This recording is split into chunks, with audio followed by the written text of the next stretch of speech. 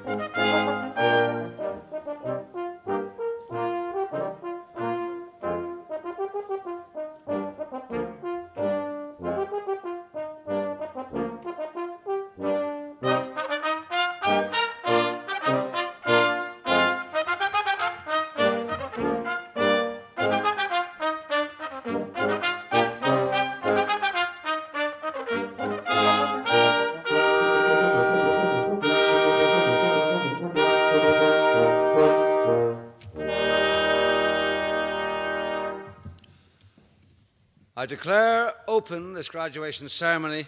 Please be seated.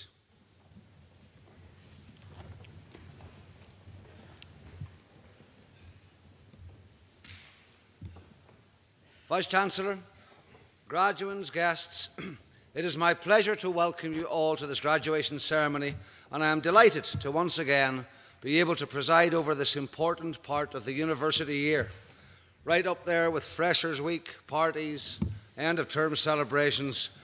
It never ceases to amaze me how our students manage to squeeze in the odd lecture. Anyway, you have made it. Congratulations to all of you. It's been a long, hard year, and I expect you're all exhausted. Mind you, I thought that fella in the third row would have stayed awake, at least until I'd finished speaking.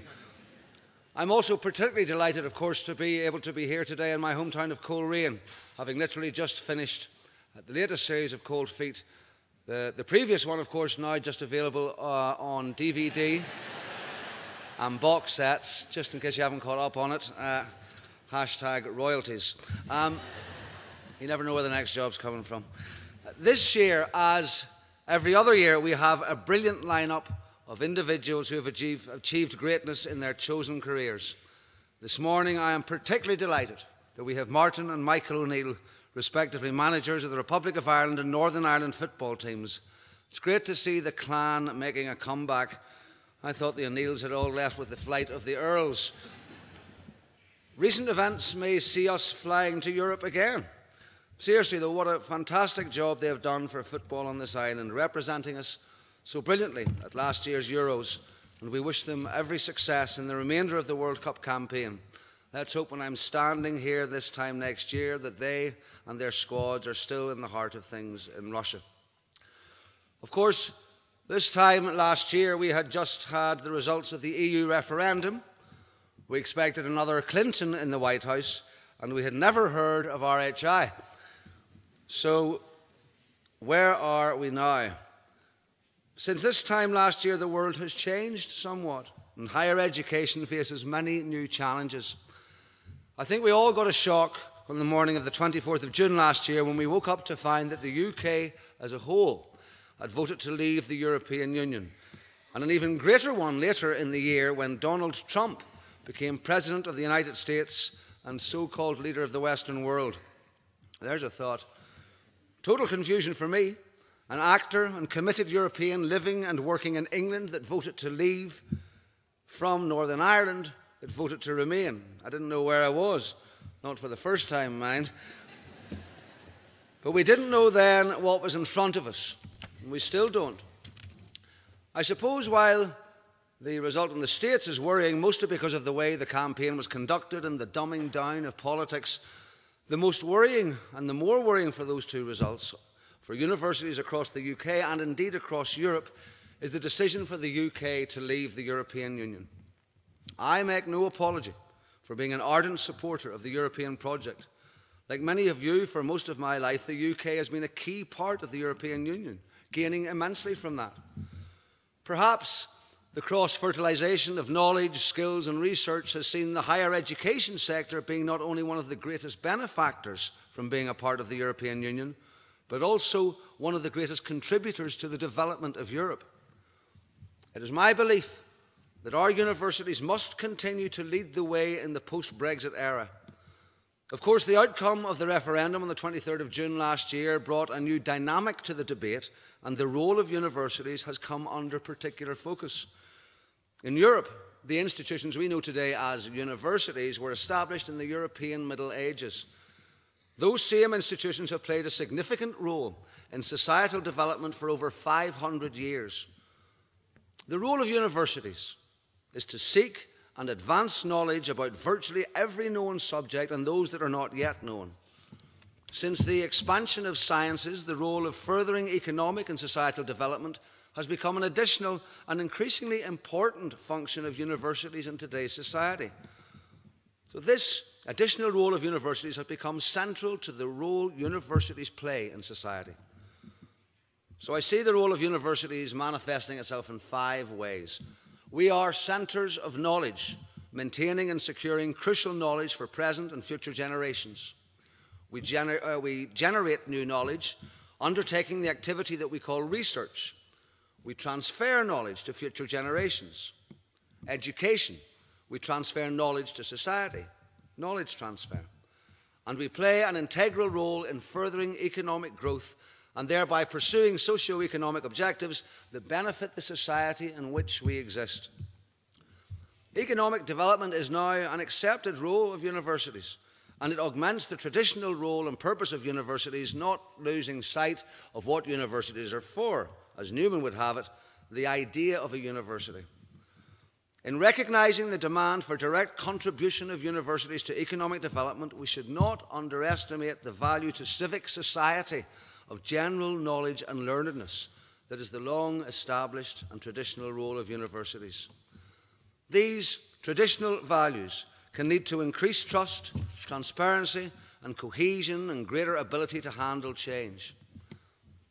The stability of our democracies is crucially dependent on the educational level of our society. Recent developments in Europe, not only Brexit, but also other developments that suggest the erosion of social cohesion across the continent, have strengthened rather than diminished the key role of universities in supporting society. Brexit negotiations must ensure that the UK is still open to EU and international students and that we can continue to access valuable and collaborative European research networks. Brexit poses many challenges, of course, but with the right government support, universities can play a central role in the UK's economic success and global influence outside the EU. This will, however, require reforms to our current immigration system to ensure that the most talented international students, researchers and university staff can come to the UK and are welcomed regardless of their nationality. Key in this, for me, is the notion of the right government support. Success needs partnership. In that respect, we can reflect on the words of UN Secretary-General Ban Ki-moon. Now, you don't get a lot of boys born in Brisbane quoting him. When he said, "One of the main reasons I have learnt during my 5 years as Secretary-General is that broad partnerships are key to solving broad challenges. When governments, the United Nations, businesses, philanthropies and civil society work hand in hand, we can achieve great things. Now, I would not only add universities to that, I would put them at the hub. Knowledge shared across geographical boundaries is ever more vital to social and economic development, particularly in a world where rapidly developing communication technology has increased our ability to do so.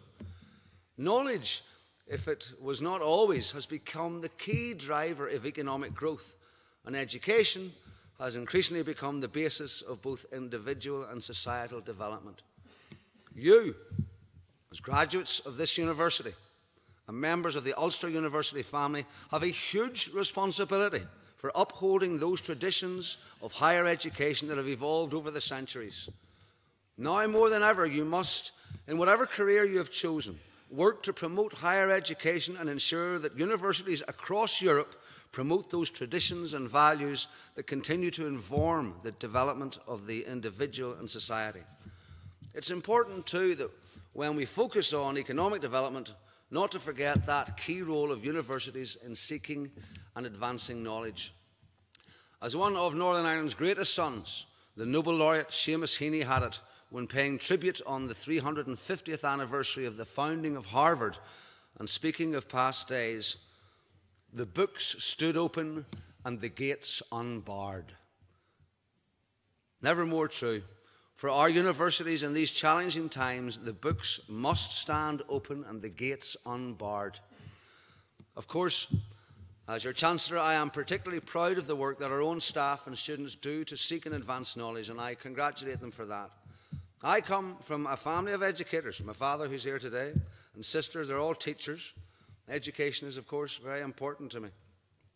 As Chancellor, I am extremely proud of the work that the university does across all of its campuses, and never cease to be amazed at the talent that exists within the student body and the wonderful facilities we provide on all campuses. I do firmly believe that Ulster University is a worthy successor to the traditions and values of higher education established centuries ago. I'll leave you with the words of the late American president and scholar Woodrow Wilson. "You are not here merely to make a living. You are here in order to enable the world to live more amply, with greater vision, with a finer spirit of hope and achievement. You are here to enrich the world, and you impoverish yourself if you forget the errand." Many congratulations. I'm very proud of you. I wish you every success in your future lives. Go out, be an ambassador for this university and for higher education, and above all, do not forget those box sets. Thank you.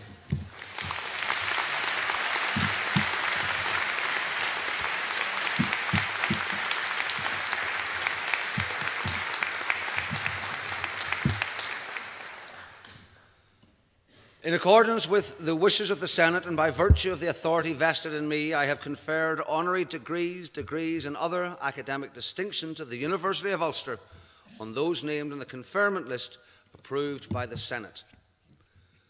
I call upon Professor Hassan to present Martin O'Neill and Michael O'Neill for the honorary degree of Doctor of Science.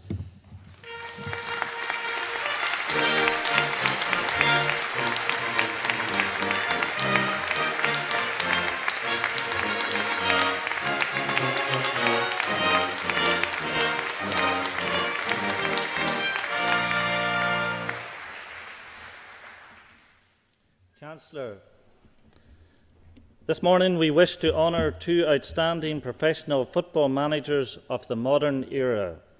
They are inspirational ambassadors for Northern Ireland, role models for the graduating class of 2017, and in fact for all those who believe that realising their dreams remains possible when accompanied by determination, application and a commitment to continual improvement.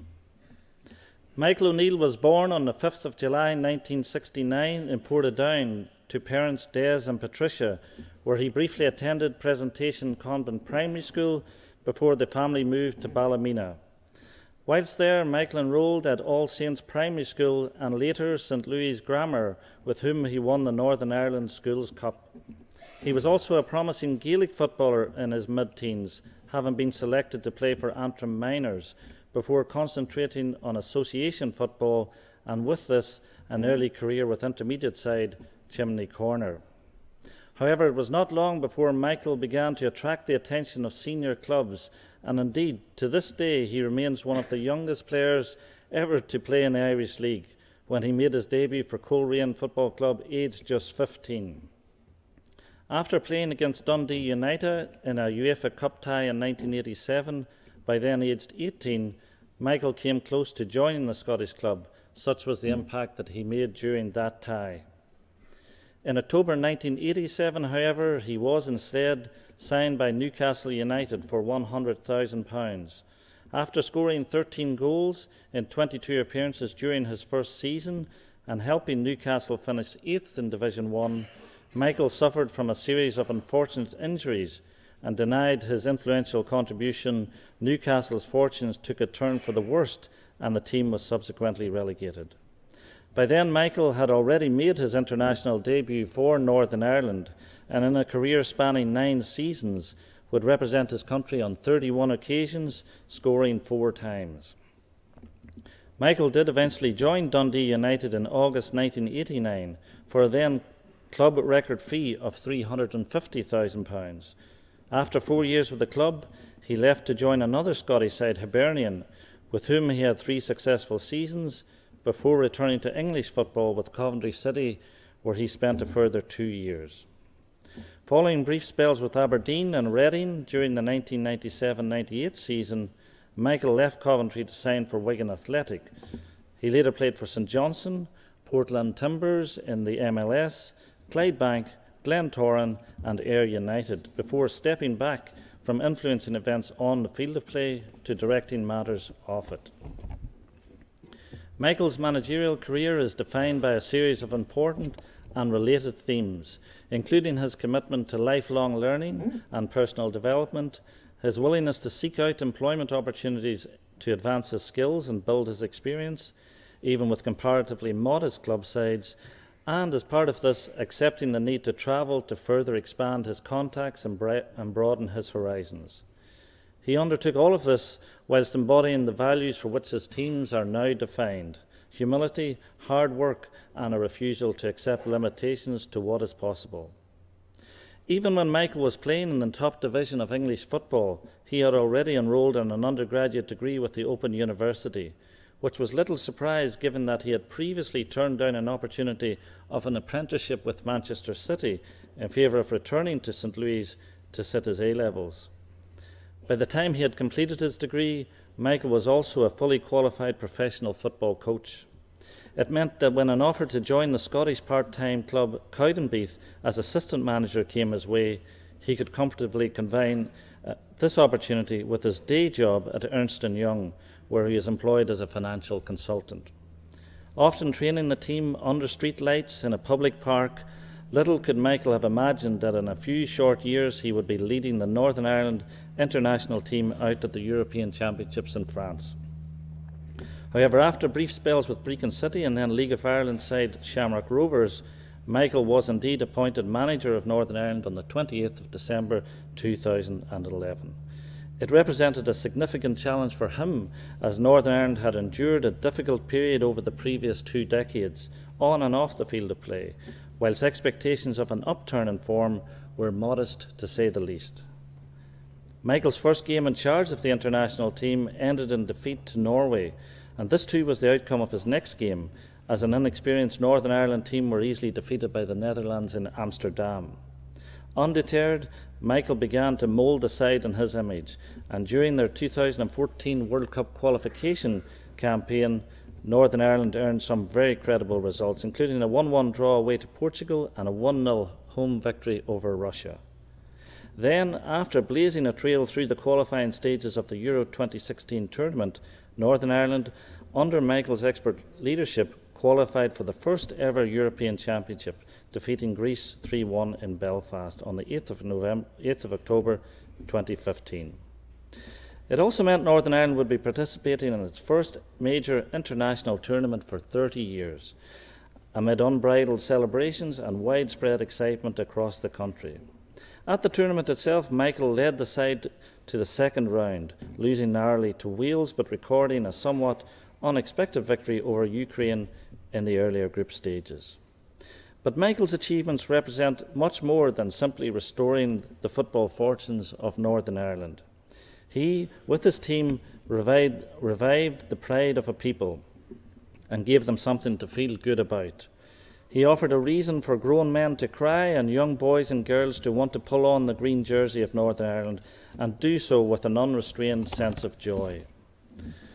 As Ulster University continues to work with the Irish Football Association to foster the next generation of young players through, amongst other initiatives, the launch of its new bachelor's programme in football coaching this September, we hope to see many more successes for Northern Ireland in the future, including, all being well, qualification for the World Cup finals to be held in Russia next year. But for now, we wish to pay tribute to Michael's transformational leadership and recognise him as the man who restored the pride of a nation, and especially in their sporting achievements. Martin O'Neill was born on the 1st of March 1952 in Coleraine, the sixth child of 9 siblings, with 4 brothers and 4 sisters. From a young age, it was said that Martin could conduct detailed and engaging conversations with customers at his father's, Leo's, barber shop about the events of the day, much to the considerable enjoyment of those in his company. Likewise, it was often commented in early images of Martin as a child that he always had a ball at his feet, perhaps not surprising, as sport was an integral part of the O'Neill household as he grew up. Martin's family was steeped in the affairs of the GAA, his father being a founding member of the local club in Coleraine, whilst his brothers Jerry and Leo played on the Derry senior team, which won the 1958 Ulster Championship and reached that year's All-Ireland final. Martin himself played for both Coleraine and Derry at minor levels, and while sporting at St Columb's College in Derry and later at St Malachy's College in Belfast, demonstrated his undoubted sporting prowess across a range of different codes. During his youth, Martin was an ardent Sunderland FC supporter, and his favourite player, the team's no-nonsense defender Charlie Hurley, who was subsequently awarded Sunderland's Man of the Century Award in 1979. While studying at St Malachy's, from which incidentally he gained 3 very good A-levels, an A in Ancient History, a B in English and a B in Latin, Martin first came to public attention as a talented player with Belfast youth team Rosario, and eventually with Distillery Football Club, with whom he famously starred and scored against the mighty FC Barcelona in the European Cup Winners' Cup. His career quickly took off following his move to England, then for a sum of £25,000, with his finest achievements emerging during the distinguished period with Nottingham Forest, with whom he won the European Cup twice in 1979 and 1980. He was also capped 64 times for the Northern Ireland national football team, his first cap gained while still a student at Queen's University, whilst he famously captained the side at the 1982 World Cup finals, topping a group that included the host nation and one of the tournament's favourites, Spain. It was said Martin was never happier than when he was playing for his country. Asked why he was made captain of the Northern Ireland team by Martin, legendary manager Billy Bingham remarked, "I told him it was simple. He was the best man for the job. It was as straightforward as that. My decision was based purely on him being the best candidate, and Martin was a superb captain." In a similar fashion to Michael, when his playing days ended, Martin was keen to gain as much managerial experience as he could and accepted positions at Grantham Town and Wycombe Wanderers before moving on to Norwich City, Leicester City, Celtic, Aston Villa and Sunderland. Of his very many notable achievements, he guided Leicester City to the League Cup final no less than 3 times, winning twice. As Celtic manager between 2000 and 2005, he led the club he had supported as a boy to 3 Scottish Premier League titles and famously the 2003 UEFA Cup final in Seville. After joining Aston Villa, he achieved 3 consecutive 6th place finishes in the English Premier League and guided them to the 2010 League Cup final. His achievements at Villa are particularly noteworthy, as he did not have access to the staggering amounts of money that his rivals were able to draw upon relying instead upon his tactical expertise and renowned motivational qualities. He became Republic of Ireland national team manager in 2013 and, not surprisingly, led them to qualification for the 2016 European Championships for only the third time in that nation's history, beating the reigning world champions Germany along the way. The team's most memorable result at the Euros came in the final group stage when, requiring nothing less than a victory against Italy to advance to the round of 16 against France, a late Robbie Brady goal sent the team followers into raptures and witnessed Martin produce his by now trademark exuberant leap into the air. The team would eventually exit the tournament to host France in the next round, but just like Northern Ireland, the prospect of the team appearing at the World Cup finals in Russia next year continued to look very promising. Despite never completing his undergraduate degree, he was reading law at Queen's University when a career in football came calling. Martin remains an avid follower of criminology. His fascination, shared at the time with his mother Greta, began with the James Hanratty case of 1961, one of the last men to be subject to capital punishment in the UK before it was outlawed. Indeed, with his remarkable intellect, there is no doubt that Martin, had he not become one of the leading football managers of his generation, would have reached the very highest echelons of his chosen profession. Alongside his role as Republic of Ireland team manager, Martin is also well known as a highly respected and indeed very witty television analyst, having worked both for the BBC and ITV at World Cup and European Championship tournaments and on UEFA Champions League matches throughout the regular season. He has a natural rapport with the media and is noted for his candour and straight-talking approach to questions. As well as this honour we wish to bestow upon Martin today, he has already received a number of awards over the course of his career to date. In 2002, Norwich supporters voted Martin into the club's Hall of Fame, whilst 2 years later, in 2004, he was recognised in the Queen's Honours List for services to sport, much to the delight of his wife Geraldine, who is with us today, and his two daughters. More recently, in 2013, Martin was awarded the Nottingham Lifetime Achievement Award for his services to football and his outstanding achievements, in particular with the city's football team. Today we wish to recognise not only Martin's outstanding achievements as a player, in particular with Northern Ireland, but also as one of the finest football managers of the modern era, and as with Michael, one of our own.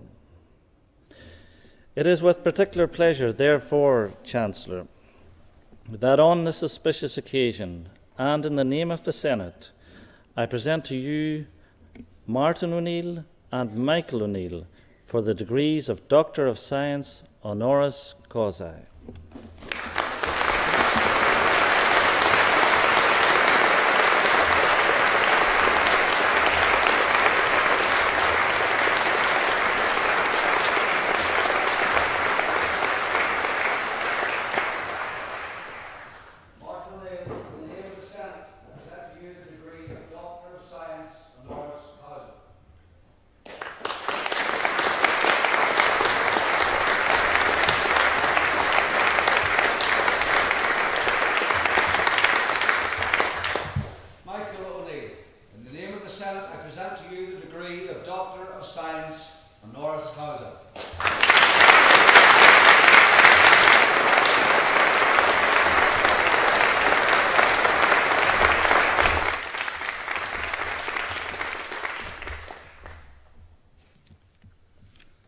I now call upon Professor Maguire, Executive Dean of the Faculty of Computing and Engineering, to present candidates.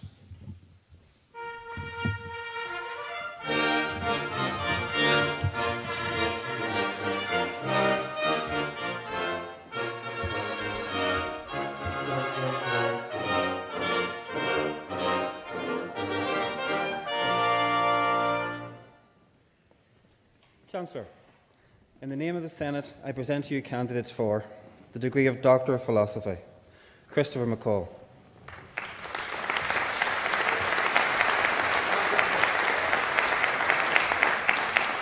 The degree of Bachelor of Science with Honours in Computing and Diploma in Professional Practice, Jennifer Ann Bowden.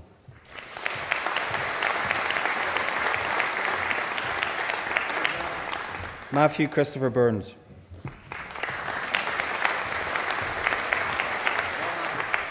Stephen Nicholas Davis.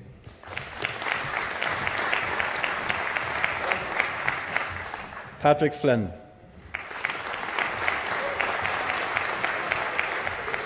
Jamie Gervin. Jordan Hutton.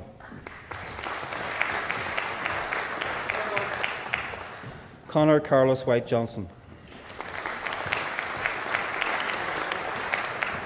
Sean Kennedy.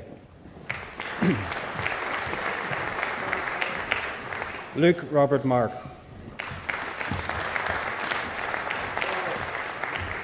Craig Neeson.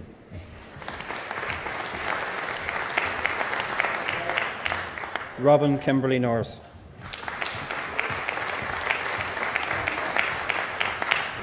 Jordan Paul Spears.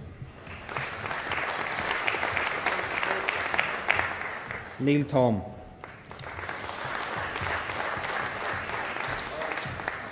Zoe Dawn Bombrick.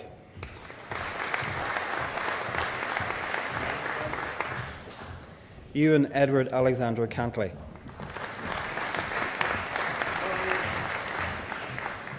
Rachel Margaret Donnelly.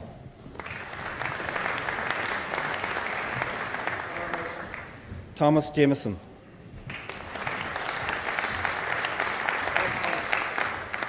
David Kingsbury.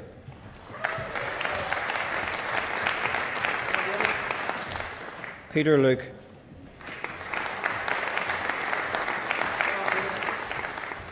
Patrick McGee.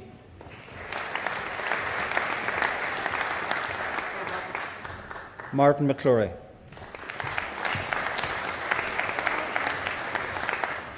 Luke Philip McElwain.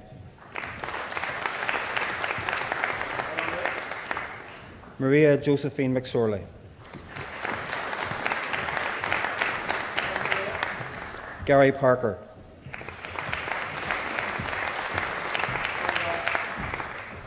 Kirsty Quinn.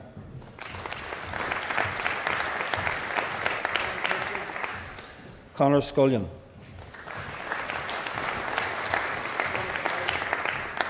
Jamie Alexander Shields.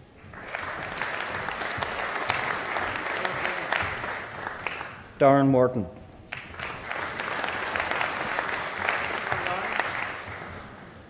Modestus Gargassis.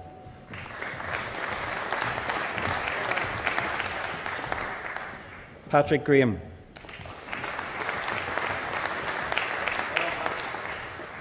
Christy Martin.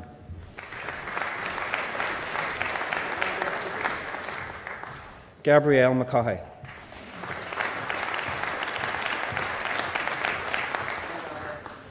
Lewis Robert William McKelvey.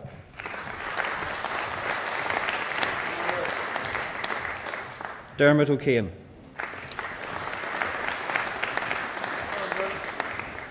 Anthony Shannon.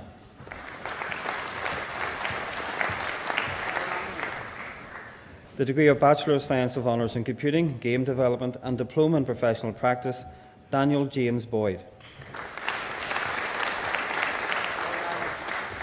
Ethan Cunningham Hamilton.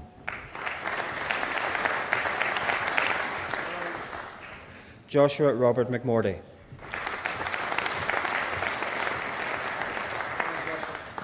Niall Roger Kingham.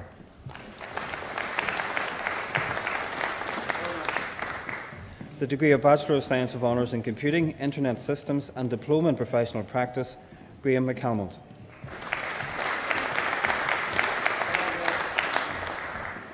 Joanne Ruth Forrest.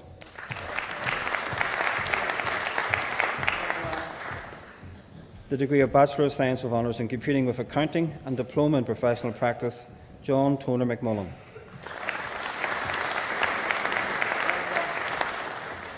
Gahu Poon.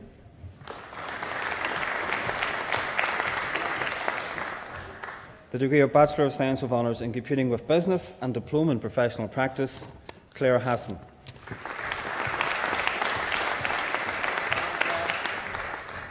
Claire Doherty.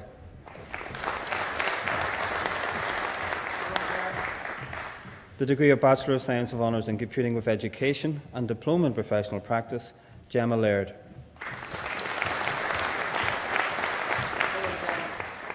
Shannon Goff.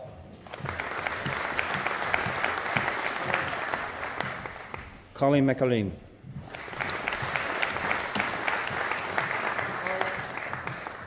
The degree of Bachelor of Science of Honours in Computing, Ryan David Thomas Brown.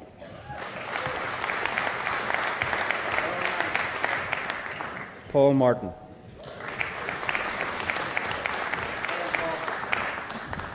Dean James Ray.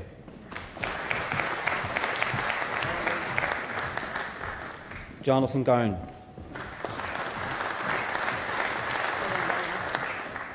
Stephen McMahon.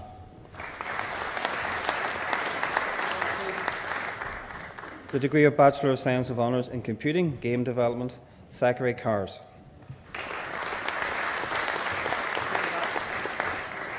Rory Hamilton.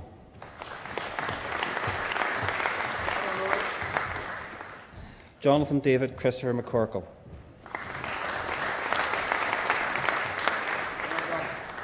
Conor MacDonald.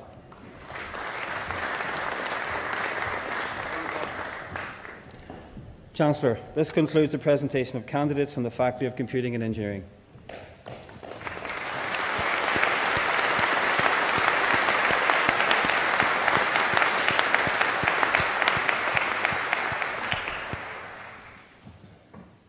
Thank you, Professor Maguire, for presenting the candidates. I call upon Professor Durkin, Executive Dean of the Ulster University Business School, to present candidates.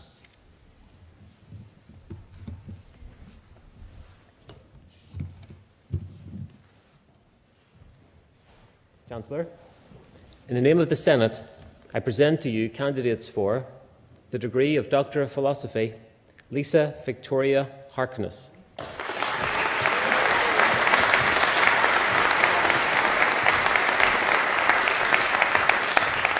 Caroline Morrison.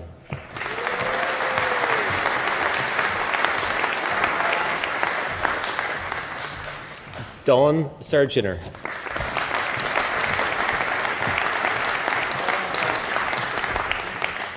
The degree of Master of Science in Strategic Management, Camilla Mary Long.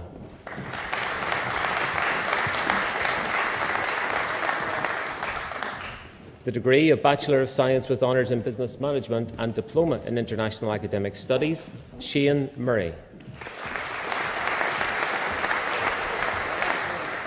Nicole Helen Brown.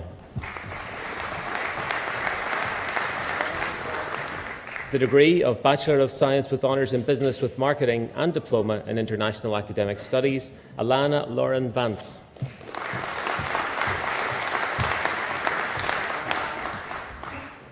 The degree of Bachelor of Science with Honours in Business with Media Studies and Diploma in International Academic Studies, Dean Keenan.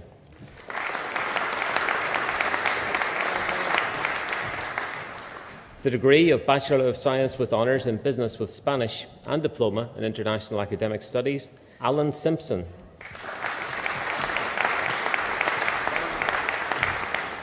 Justin Gilmore.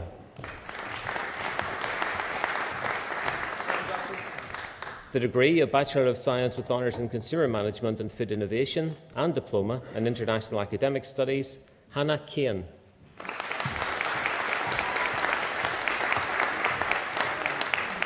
Laura Ann Markwell.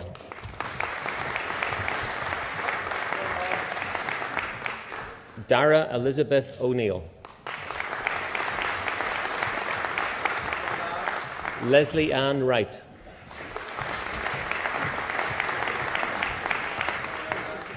The degree of Bachelor of Science with Honours in International Travel and Tourism Management and Diploma in International Academic Studies, Maria Mulvena.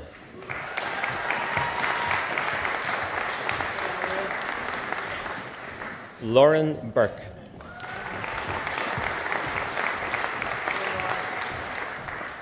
The degree of Bachelor of Science with Honours in Business Management and Diploma in Professional Practice, Tammy Jennifer Cosgrove. Bobby Lee Curry. Kerry Patricia Dugan.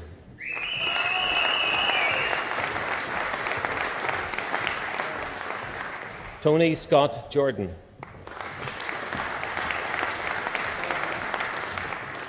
Andrew Trevor Kelly. Seamus McElroy.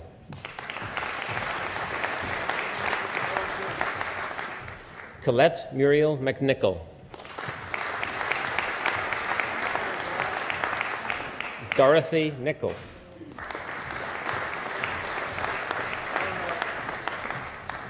Matthew Purdy.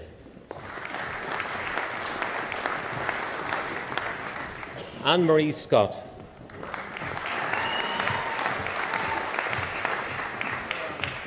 James Stevenson.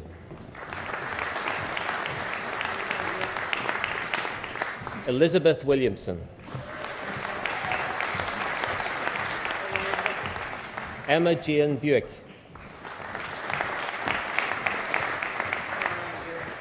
Rebecca Cowden. Jane Grant.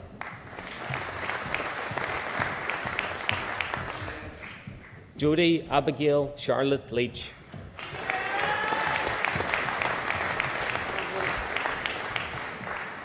Katie Lemon.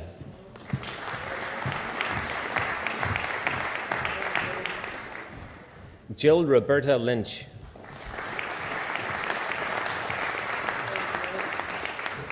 Ashley McCurry.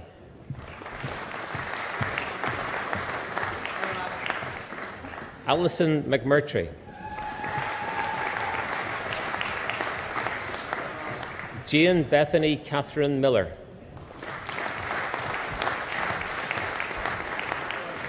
Claire O'Neill.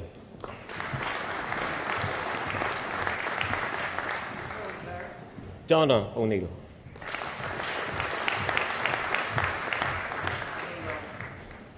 Lorraine Piper.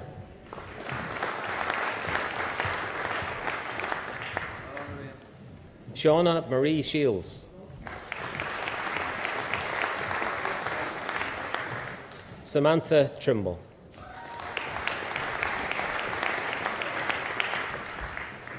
The degree of Bachelor of Science with Honours in Business with Accounting and Diploma in Professional Practice, Lauren Hetrick.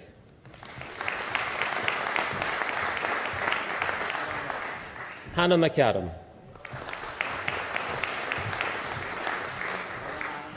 Hannah Jane Parr. Morgan Spires.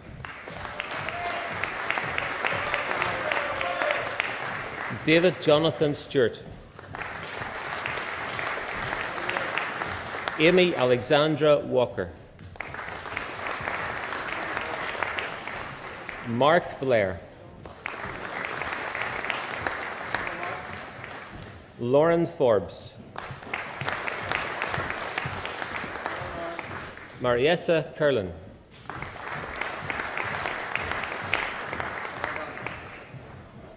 Amy Moore.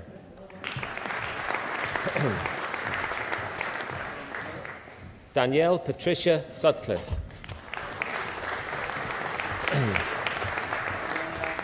The degree of Bachelor of Science with Honours in Business with Computing and Diploma in Professional Practice, Paul William McGrath.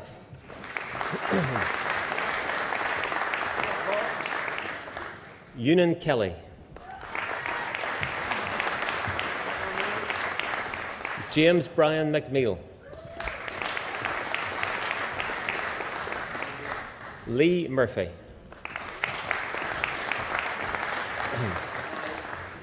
Hannah Nugent.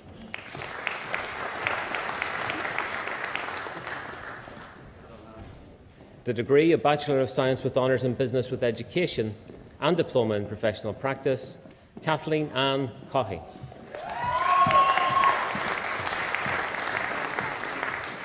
Rachel McCartney.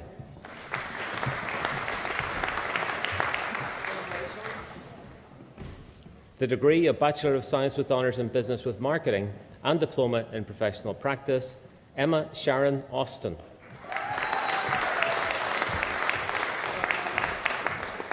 Ross Daniel Davidson.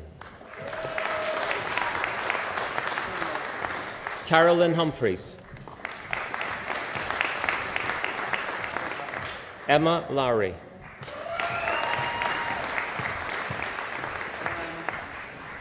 Isaac James McElroy. Lindsay Simpson. Danielle Campbell.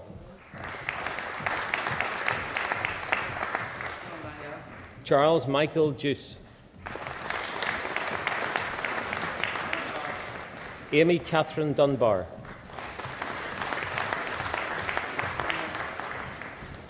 Curtis Hutchinson.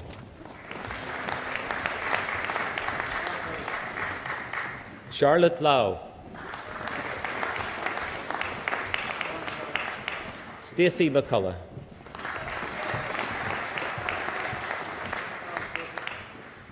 David McGurk.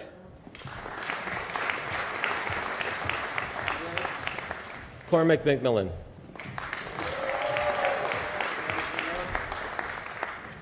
Ryan McGilpatrick. The degree, a Bachelor of Science with Honours in Business with Retail Studies and Diploma in Professional Practice, Brian Christopher Andrews.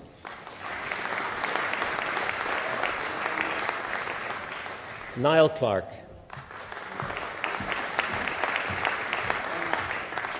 Rachel Margaret Johnston.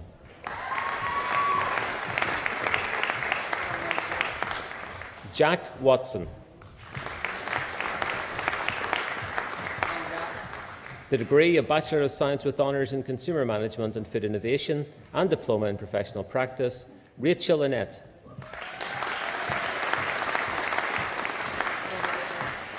Jane Banks. Aoife Corrie.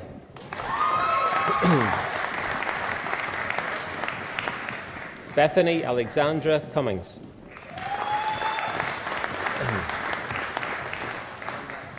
Courtney Hannah Devitt.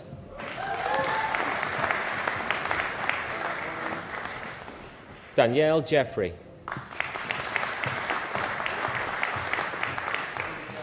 Stephanie Kearns. Rachel Isabel Jean McKeown.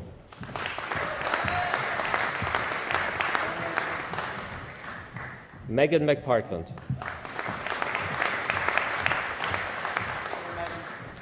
Amy Jane Thompson. Alison Rachel Lisa Jane Wynne.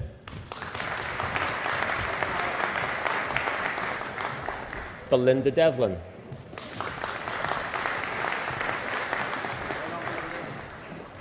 Hannah Martin.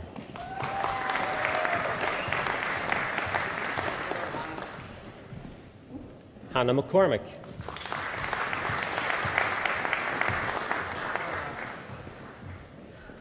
Hannah McGuckin.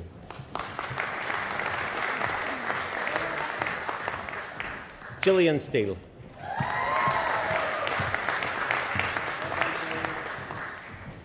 Sarah Porter.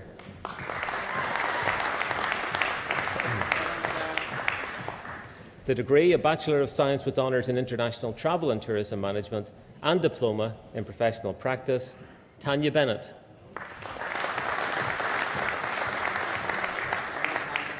Katie Cherry.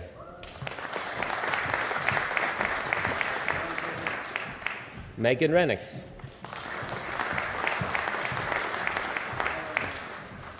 Nicole Robinson.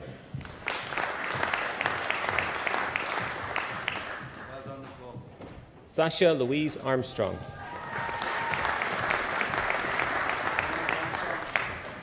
Kira Devine.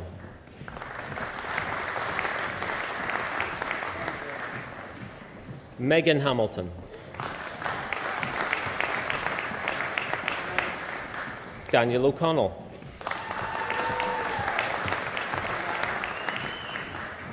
Jody Bobby Morgan Goss. Rebecca Ann McCallion. the degree of Bachelor of Science with Honours in Leisure and Events Management and Diploma in Professional Practice, Catherine Jennings.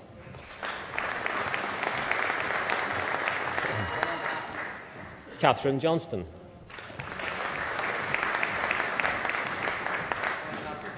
Megan Eleanor Kelly. Nicola Marshall. Laura Louise McConnell. Erin Rachel Moore. Maria Toland. Stephen Robert Boyd. Aoife Campbell.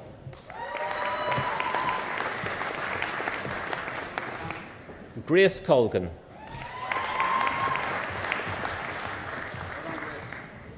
Shay Martin Freeman.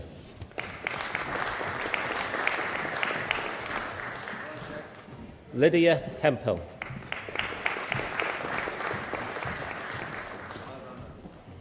Declan McGreevy. Shauna McManus. Anne Patterson Sheridan.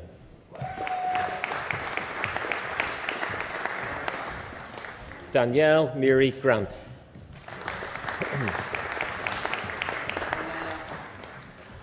The degree of Bachelor of Science with Honours in Business Management and Diploma in Professional Practice International, Stephen Andrew Barry Brogan.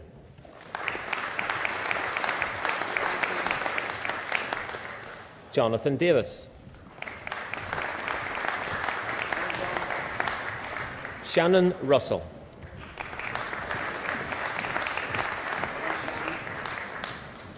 The degree of Bachelor of Science with Honours in Business with Education and Diploma in Professional Practice International, Rebecca Walker.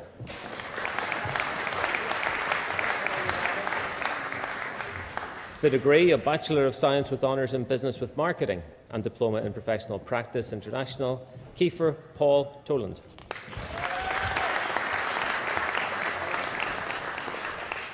The degree of Bachelor of Science with Honours in Consumer Management and Food Innovation and Diploma in Professional Practice International, Emer McPolin.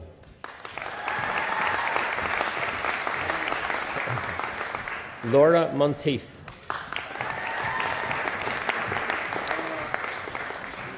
The degree of Bachelor of Science with Honours in International Travel and Tourism Management and Diploma in Professional Practice International, Louise Victoria Burns.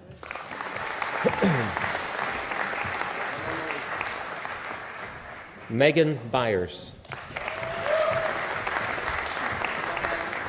Lee Coulter.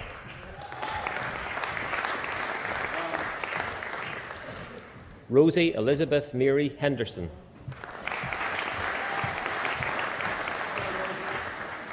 Paige McCarter.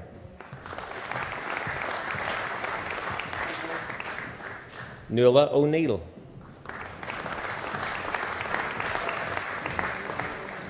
Amy Adair.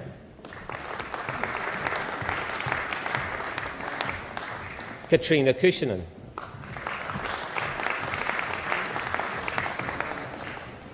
Tierna Foster.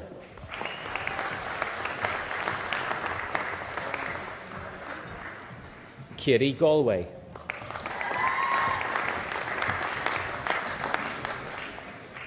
Ilona Pinda.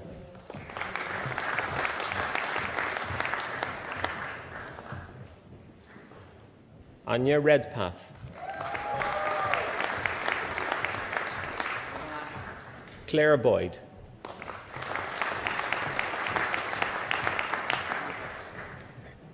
Amy Lee McPeak.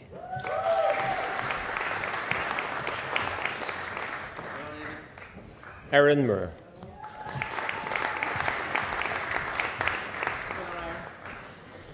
The degree of Bachelor of Science with Honours in International Travel and Tourism with Spanish and Diploma in Professional Practice International, Shannon Mary Brennand.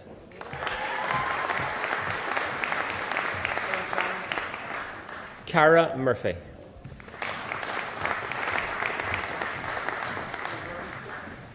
The degree of Bachelor of Science with Honours in Leisure and Events Management and Diploma in Professional Practice International, Charlotte Emily Duckett.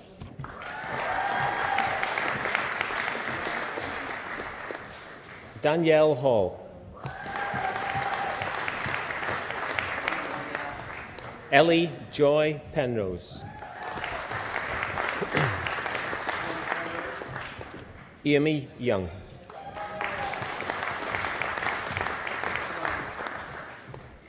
The degree of Bachelor of Science with Honours in Business Management, Gareth James Irvine.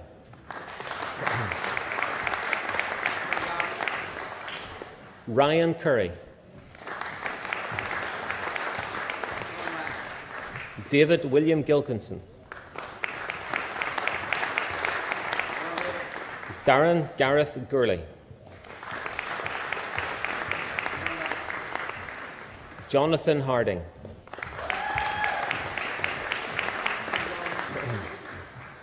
Leah Victoria Heslip.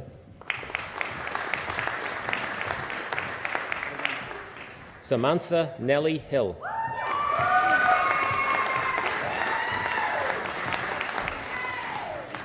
Alison Jones. Aidan Mallon. Maria Ellen McConaughey.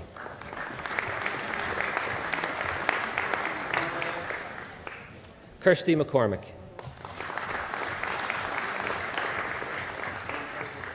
Nicole McCourt.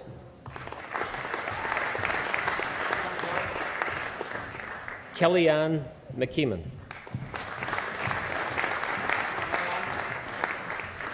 Emma Murphy.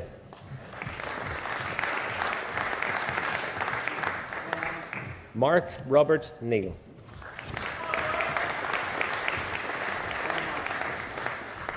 Quillan O'Donnell.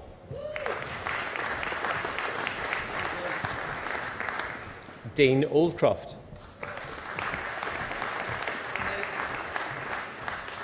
Peter Tibbetts.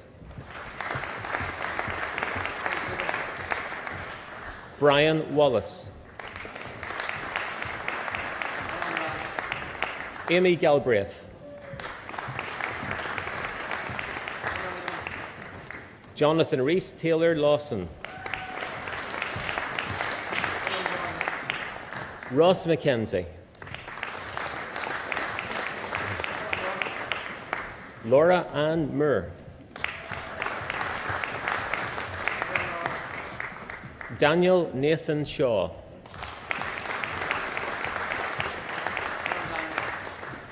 Kyle Thomas Stanfield. The degree of Bachelor of Science with Honours in Business with Accounting, Sarah Jane Gurley.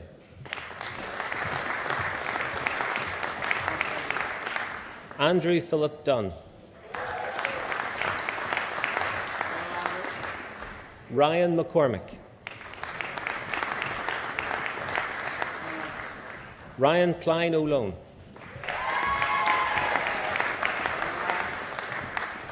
The degree of Bachelor of Science with Honours in Business with Computing, Ryan McMullen.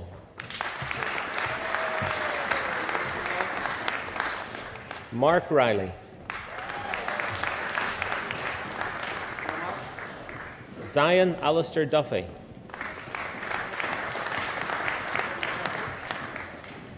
James Graham.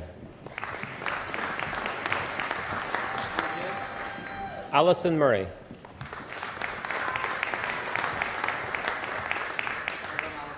Chantel Walker.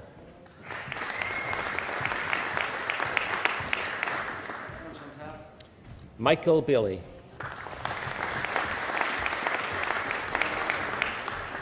Shannon Lee Bain. Reese Stephen Kells.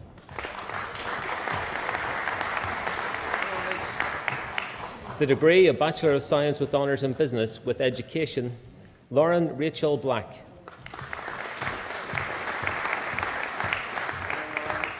Catherine Mary Brush.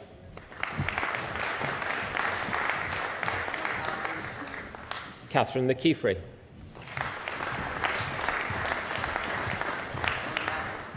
Ruth Warwick.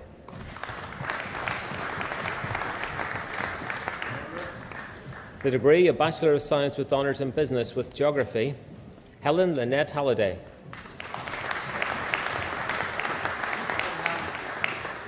Una Gillespie.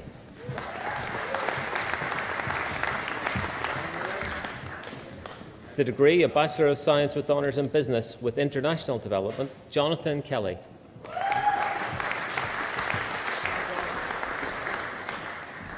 The degree of Bachelor of Science with Honours in Business with Marketing, David Michael Henshaw.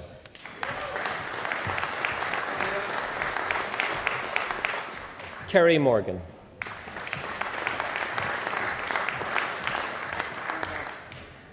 Jordan Andrew Carson.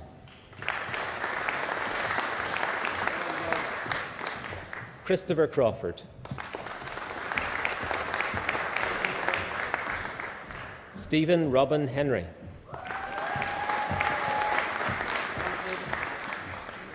Emma McShane.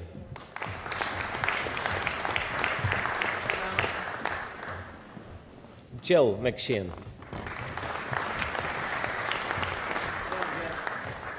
Matthew Murphy.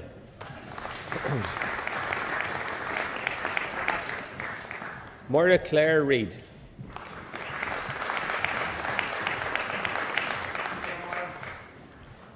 Orla Staunton.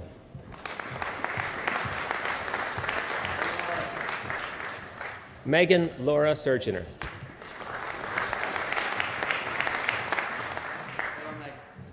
Rosemary Taylor.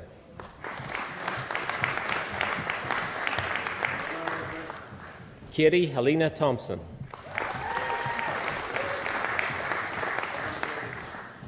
William Wilson.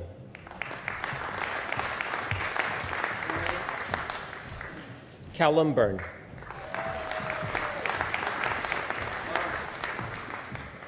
The degree of Bachelor of Science with Honours in Business with Media Studies, Ethan Moore.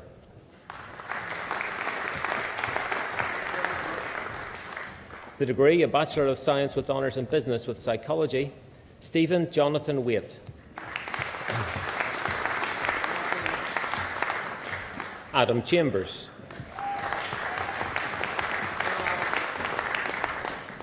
Dylan Harry David Linton.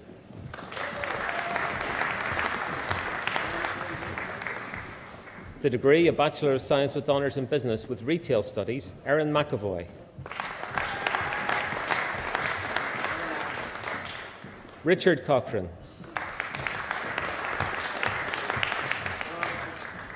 Sarah Craig. Ryan Alexander McKay.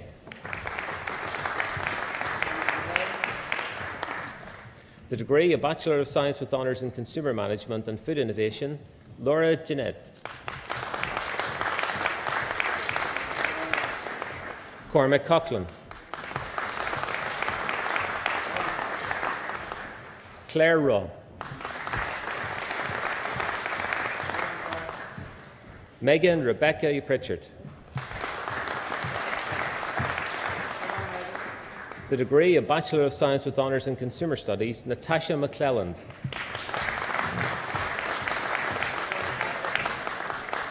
The degree of Bachelor of Science with Honours in International Travel and Tourism Management, Laura Bolton.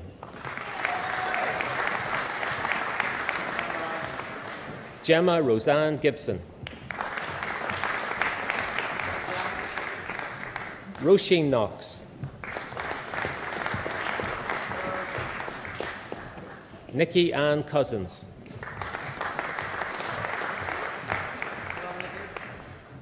Bria Kathleen Cunningham.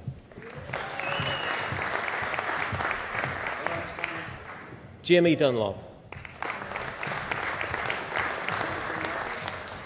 Patricia Aneska Breyer. Victoria Maria Breyer. Niamh Cushley.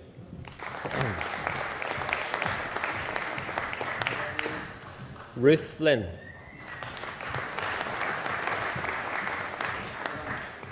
Jessica Foley.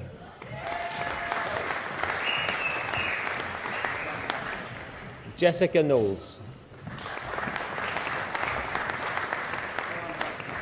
Catherine Victoria Savage.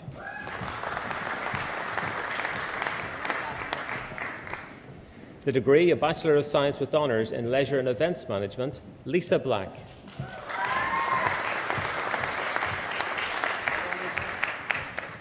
Sarah McCormick.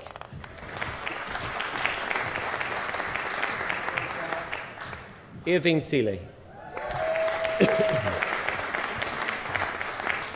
Niamh Mary Devlin.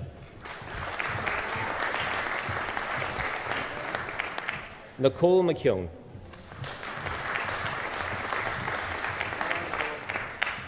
Amy McWilliams.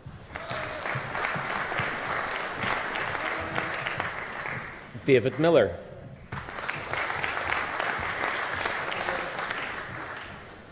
Jenna Parker.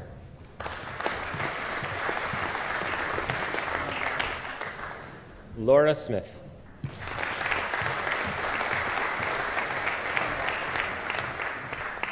Chancellor, this concludes the presentation of candidates from the Ulster University Business School.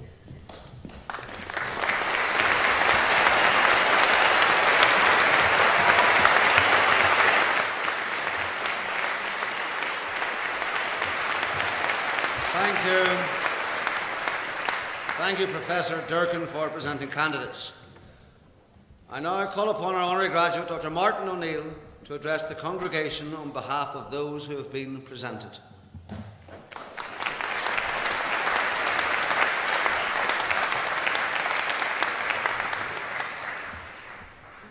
How is it standing? Chancellor, Pro-Chancellor, Vice-Chancellor, members of Council and Senate, graduates and recipients of awards, ladies and gentlemen, thank you for the honour bestowed on me this morning.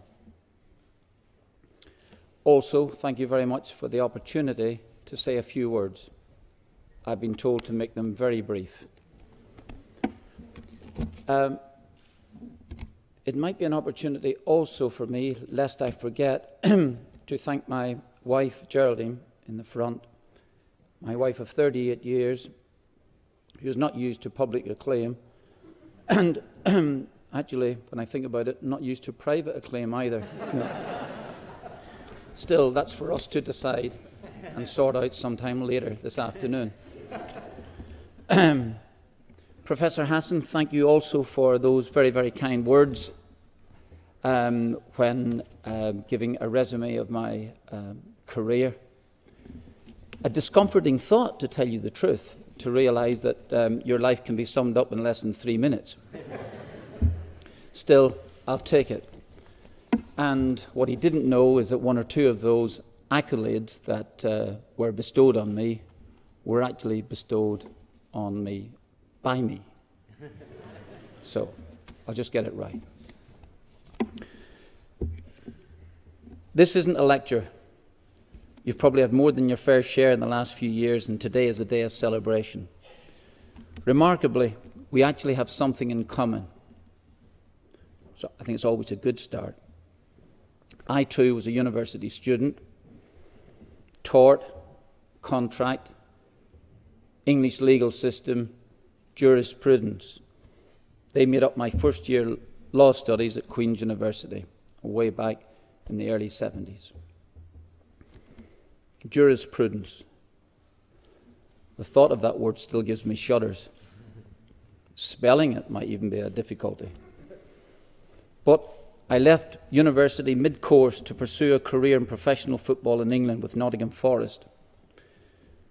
I actually left behind Albert Camus' views on existentialism, and as you have successfully completed your degrees, perhaps that's where the commonality ends. Although woeful neglect of 10 o'clock tutorials may strike a familiar chord with some of you. Anyway, I was ready for the challenge ahead, or at least I thought I was. I had a whirlwind start to my professional career. A debut goal in what is now called the Premier League. It was called the old First Division. Only some of the people behind me know about the old First Division. None of you in front, particularly to my left, have an idea of what I'm talking about. But it was the Premier League. I followed a few weeks later with another goal at Old Trafford, with a peerless George Best in opposition. And it earmarked me, I think, for unparalleled success. If only the road was so smooth. In fact, the road ahead proved much more complex than I thought. With an unsympathetic manager, a dispirited team, and a number of less than zestful performances, the arrogance of youth was tempered with a moment of self-reflection. Self-reflection may actually be a euphemism for self-doubt. But anyway, self-reflection, as I will call it, it can be underrated. It's not all bad. It can actually keep you learning, challenge you to improve, keep you striving for some sort of excellence. Anyway, self-doubt or self-reflection, it doesn't exist in this auditorium today. Tomorrow can wait. Professional football was, despite its glamorous appeal, a job. But a job that I wanted to do, a job I wanted to do well, and a job that I needed to do well. Throughout the highs and lows, I retained an unwavering enthusiasm and positive attitude, and it eventually paid off. Some seasons later, on a balmy night in Madrid, when Nottingham Forest held the Champions League trophy aloft, was actually frankly amazing. To be followed 2 years later in Valencia, when I was captain of the Northern Ireland team that beat host nation Spain in the World Cup to qualify for the quarter-finals. Unforgettable. All those fretful days, those anxious moments faded into insignificance. It had been worth the wait. That's why I played professional football, to experience those moments. What I knew from the outset was that the professional footballer's career is actually quite short. A new career path had to open up for me. After 12 or 13 years of playing soccer at the top flight, I had to seek a new challenge. I wasn't sure about it, but I had to seek it. I became a football manager. This meant a shift in perspective and responsibility. Rather than providing the youth and vitality, I now had to engage it and enhance it. As a manager, you're directing energy and fearlessness. And above all, I think you learn to be a communicator. At least that's what I felt. For 12 or 13 years, I'd been essentially being talked at. Now suddenly my role had changed. I was the one doing the talking to. I have to instill into my players an unyielding team spirit that can surmount most challenges. I know from experience that players need to belong. There's no greater feeling than to achieve shared success with teammates. I think you might ask Rory McIlroy about that. Originally dubious of the merits of the Ryder Cup, having participated in the competition, he said that the team's success was an incredibly fulfilling experience for him. So getting talented individuals to work tirelessly for a team goal is an important feature in management. Some may even say it's key to success. This principle is perfectly exemplified when I worked with a wonderful footballer during my time at Celtic called Henrik Larsson. Henrik Larsson was a world-class footballer. He was a great goal scorer. Yet despite that, he had the ability to come back into defensive positions, put his body in the line, a job that would be naturally alien to him. But this courage endeared him not only to me, but made him a demigod in the dressing room and helped the club to be incredibly successful. Attitude, teamwork, spirit and willpower. I think these are the essential components for success in any career. And as you make your way from this auditorium out into the world, this will become apparent to you. I think embrace it. Now, as Professor Hassan said, I did study ancient history. And so I'm entitled to know who a fellow called Seneca is. He was a philosopher, and he came out with some extremely good quotes. He was also a fat cat as well too, so I have no idea why I'm quoting him, but I will do. He once said, "Don't lose the day in expectation of the night, and the night in fear of the dawn." I think what he meant to say was, go for it. So, you exceptionally talented students, I have to say, I envy you. I envy you, your youth. I'm delighted for you. It's been a great day. And I'm sure that I'm not exactly sure what life will hold for you. It would be nice to know in 10 or 12 years' time that some of you have made it incredibly big in whatever capacity you feel. All I will say is that I wish you all the luck in the world. Thank you very much indeed.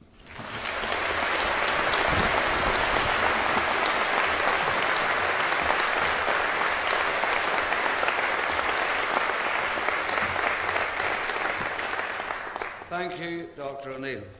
I call upon our other honorary graduate, Dr. Michael O'Neill, to address the congregation on behalf of those who have been presented.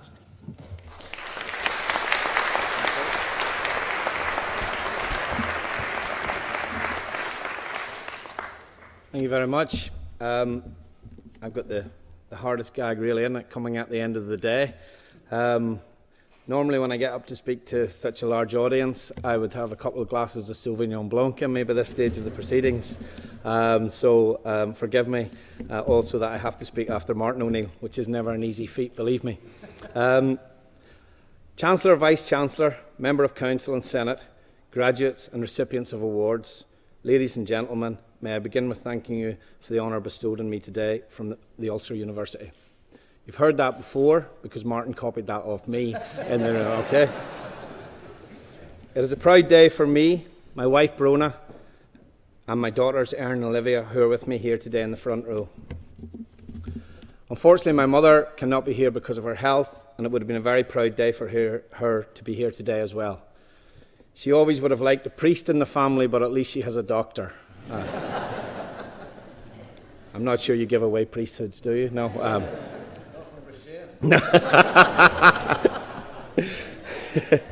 When I was first informed I had to speak today, I was genuinely totally unsure of what I should say to you or how I should address you. I reviewed speeches given by previous recipients such as Bishop Farquhar and Ivan Cooper, and to be perfectly honest, both went completely right over my head. I did consider discussing the merits of a 4-4-2 system over a 4-3-3 system, but I knew that was a discussion that could go long into the night with the Chancellor here over a few pints of Guinness. I would like to congratulate you all on your graduation today, and many of you will have a clear vision of what lies ahead, and to those of you who don't, there's no panic. There's always work in Barry's over the summer. It is almost 30 years ago that I agonised over completing my UCA form, with no clear direction of what career I would follow. At that time I was studying A-levels in maths, geography, computer science, whilst playing for Coleraine FC for the exorbitant wage of £15 a week. Given the number of clubs I played for, the maths certainly came in handy. A transfer from Coleraine to Newcastle United in October 1987, where I teamed up with a certain Paul Gascoigne, ended that agony. I can assure you at times that was an entirely different type of further education that I went through at that time. During my 18-year playing career, which I can only describe as a mixture of highs and lows, others would say it was mediocre, I would return to my studies initially with the Open University to study maths and statistics, and with the Chartered Institute of Insurance. As I embarked on a career in financial services in Edinburgh with Ernst & Young, football management was the furthest thing from my mind at that point. But I had an itch I needed to scratch. And when I started as a part-time manager at Brecon City, a tiny club in the northeast of Scotland, I did not envisage that 10 years later I would be leading my country into a major European finals. The experience of last summer in France is something I shall never forget. Northern Ireland showed what a great country we are, a tiny nation, punching above our weight, and making friends everywhere we went. We had a slogan which was #DareToDream, and that is exactly what you should all aspire to do as well. I am not sure I have any real words of wisdom for you other than to say, work hard, follow your heart, take chances, take risks, and do not be scared to fail. Thank you once again for the award, and enjoy the rest of your day.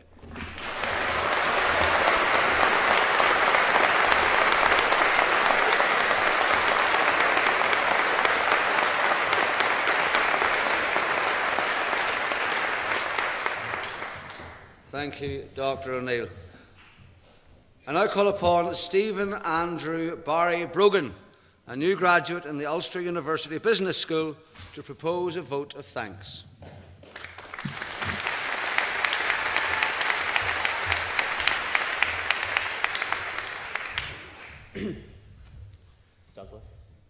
Chancellor, ladies and gentlemen, family and friends, I am pleased and privileged to speak to you on behalf of those graduating today.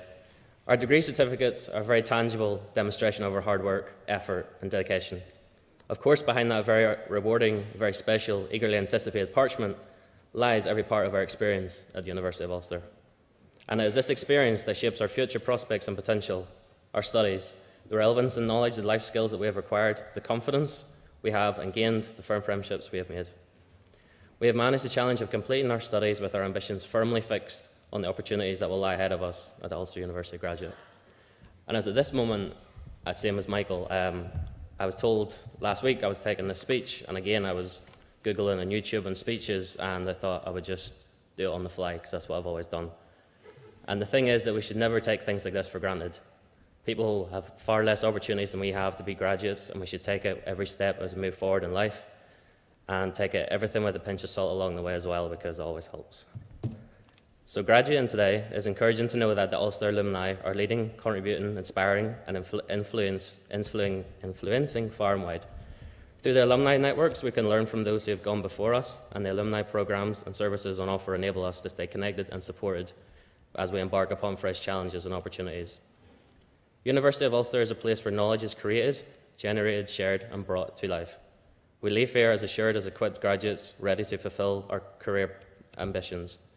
The knowledge and attributes that we have acquired in our time here will in turn shape our future and influence others in many ways, and varied paths that each of us here today will now choose to take. We remain ambassadors for the university, proud to tell others of the doors that can be opened and possibilities it presents. So on behalf of my fellow students, friends here today, I would like to take this opportunity to thank our families and friends who have supported us and encouraged us through our university career. I would like to thank my personal group in university. I'd be Tammy, Tony, Andrew and Jonathan, who definitely helped me get here as well. And of course our lecturers and support staff, right from the top right down to the bottom, they are the heart of the University of Ulster, and we thank them for all their inspiration, understanding and guidance.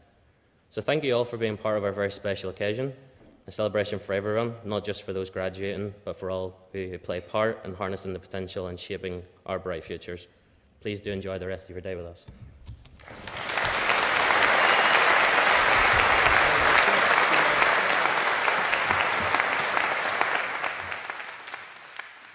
Thank you, Stephen. Well said. I'd also like to thank Dean, I think it was, who, when he received his congratulations from me on stage, said, "Cheers, Jimmy, you're a ledge." Not many chancellors can say that. I would now, before we conclude the ceremony, I'd like to give you an opportunity, our graduates, to pass on your own vote of thanks today. Sat here on the other side of the room are mothers who bore you, parents who nurtured, cherished, chastised you, who despaired at you at times, but they sit here justifiably proud that you have achieved what you have today. So please, for your parents, for your families, for your friends, put your hands together and raise the roof.